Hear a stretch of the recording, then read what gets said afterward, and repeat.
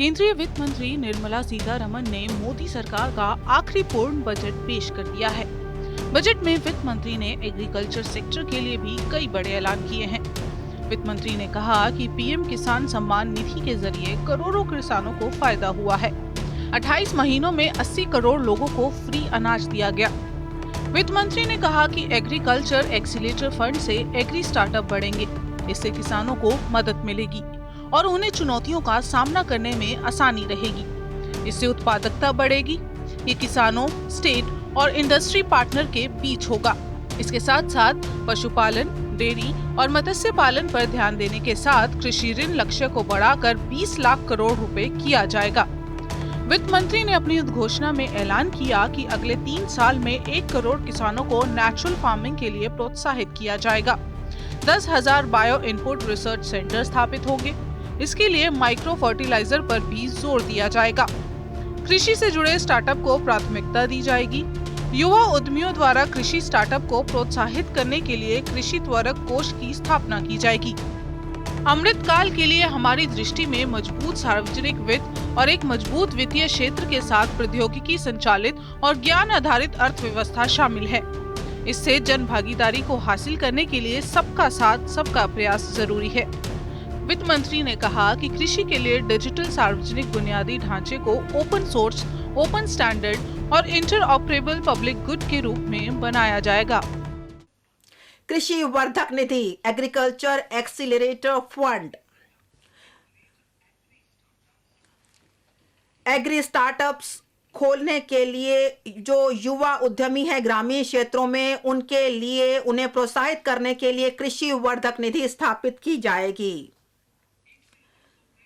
इस निधि का उद्देश्य होगा किसानों के सामने पेश आ रही चुनौतियों का नवोन्मेषी एवं किफायती समाधान उपलब्ध कराना।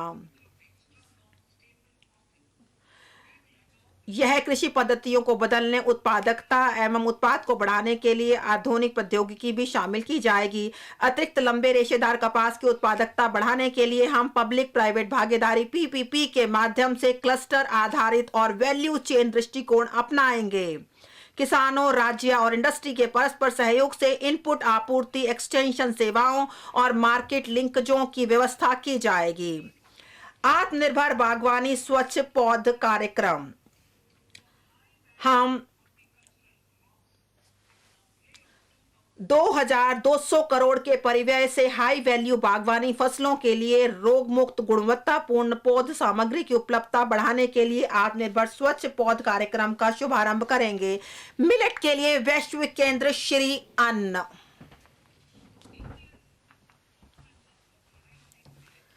भारत मिलेट को लोकप्रिय बनाने के कार्यक्रम में सबसे आगे है, जिसकी खपत से पोषण, खाद्य सुरक्षा और किसानों के कार्य को बढ़ावा मिलता है। माननीय प्रधानमंत्री जी ने ऐसा कहा है। हम दुनिया में श्री अन्न के सबसे बड़े उत्पादक और दूसरे सबसे बड़े निर्यातक हैं। चलिए अब आपको बताते हैं कि अपने संबोधन में वित्त मंत्री ने कृषि क्षेत्र को लेकर क्या खास बातें कही हैं। कृषि स्टार्टअप के लिए डिजिटल एक्सीलेटर फंड बनेगा, जिसे कृषि निधि का नाम दिया गया है।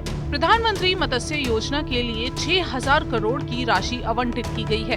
वित्त मंत्री निर्मला सीतारमण ने बताया कि कृषि क्रेडिट कार्ड 20 लाख करोड़ तक रहेगा। सरकार ने इस बार मोटे अनाज को बढ़ावा देने के लिए अलग से योजना की शुरुआत की है। इसे श्री अन्न योजना का नाम दिया गया है। बागवानी की उपज के लिए 2,200 करोड़ की राशि आवंटित की गई है। किसानों के लिए अब किसान डिजिटल पब्लिक इंफ्रास्ट्रक्चर प्लेटफॉर्म तैयार किया जाएगा। छोटे किसानों की चर्चा करते हुए वित्त मंत्री सीतारमण ने कहा कि पीएम आवास योजना का आवंटन 66% से बढ़ाकर 79,000 करोड़ किया गया है। सहकारी समितियों, प्राथमिक मत्स्य समितियों और डेयरी सहकारी समितियों की स्थापना 2,516 करोड़ रुपए के निवेश से 63,000 प्राथमिक कृषि ऋण समितियों का कंप्यूटरीकरण किया जा रहा है। केंद्र सरकार ने मत्स्य संपदा की नई उपयोजना में 6,000 करोड़ के निवेश का फैसला लिया है। इसके जरिए मछुआरों को बीमा कवर, वित्तीय सहायता और किसान क्रेडिट कार्ड की सुविधा भी दी जाएगी। सरकार अगले 3 वर्षों में 1 करोड़ किसानों को प्राकृतिक खेती अपनाने के लिए मदद मुहैया करवाएगी। देश में 10,000 जैव इनपुट संसाधन केंद्र स्थापित किए जाएंगे। लेकिन बजट से हरियाणा के किसान नाखुश दिखाई दिए।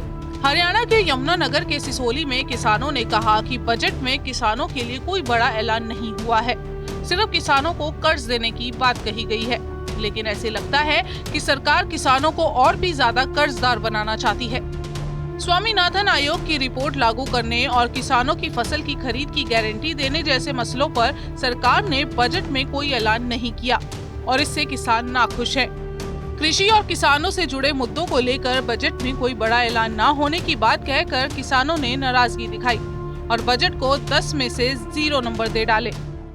देखिए, इस बार का बजट भी पिछले वाले बजट जैसा ही था। जैसा कि पिछले बजटों में भी किसान के लिए कुछ नहीं था और इस बजट में भी किसान के लिए कुछ नहीं आया। सिर्फ किसान को और ऋणी और कर्जदार करने की बात की गई। किसान को इस टाइम ऋण की नहीं, किसान को इस टाइम अपने फसलों के रेट की जरूरत है। अगर किसान को अपनी फसलों का रेट पूरा मिलेगा, जो ऋण पहले ही किसान के ऊपर चढ़ा हुआ है, कर्जमंद हुए पड़े हैं किसान, तो उस ऋण को चुका पाएगा। सरकार किसान को और अपाहिज बनाना चाह रही है और ऋणी करना चाह रही है। तो इस बजट से साफ पता चलता है कि इस सरकार को किसान से कोई लेना देना नहीं है, कोई मतलब नहीं है। ये सरकार सिर्फ अपना राजनीतिक फायदा हर जगह देख रही है। जैसा अभी आपने हरियाणा में देखा कि हरियाणा सरकार ने जोर जबरदस्ती से किसान संगठनों ने मदद की किसानों की, तब जाके ये 10 रुपए छीनने में हम कामयाब हुए हैं। ये सरकार ने 10 रुपए दिए नहीं है। बजट पर आपके सांसद संजय सिंह ने चुटकी ली और सरकार के बजट पर तंज कसते हुए कहा कि ना किसान, ना जवान, ना नौजवान, बजट में किसी के लिए नहीं कोई प्रावधान। नंबर देंगे? कोई नंबर देने लायक बजट नहीं। एक अच्छी बात है कोई बजट, इस बजट में जो सबसे बड़ी उम्मीद थी किसान को, जवान को, नौजवान को, वो निराश है। लेकिन मंत्री कह रहे हैं ऐतिहासिक बजट है। तो मंत्री जी को कहने दीजिए, उनको ढोल पीटने दीजिए। अमृत काल है उनके लिए। तो कह रहे किसानों की आमदनी दोगुना, इस देश के लोगों की प्रति व्यक्ति आय दोगुना हो गई। कहाँ हो गई बताइए आप? आपकी तनख्वाह दोगुना हो गई तब? तो बिल्कुल। कृषि और किसानों को लेकर पास किए गए बजट को लेकर आप सरकार ने असहमति जताई है। इसी मुद्दे पर पंजाब के सीएम भगवंत मान ने मोदी सरकार के इस बजट को नकार दिया और सरकार पर वादा खिलाफी का आरोप लगाते हुए कहा कि किसी भी नई फसल पर एमएसपी नहीं दिया गया और किसानों को अपने हाल पर छोड़ दिया गया है। भगवंत मान ने कहा कि ये सिर्फ कागज में लिपटी हुई स्क्रिप्ट थी और किसानों से बदला लिया गया है, क्योंकि किसानों ने सरकार के खिलाफ आंदोलन किया था। इसलिए इस बजट में किसानों का बिल्कुल ध्यान नहीं रखा गया। एमएसपी, नई फसल पे कोई एमएसपी नहीं दी गई है। हमने कहा था कि 1500 रुपए पर एकड़ जो पराली जलाने की समस्या है उसमें 1500 रुपए पर एकड़ सेंटर दे दे, बाकी हम दे देंगे।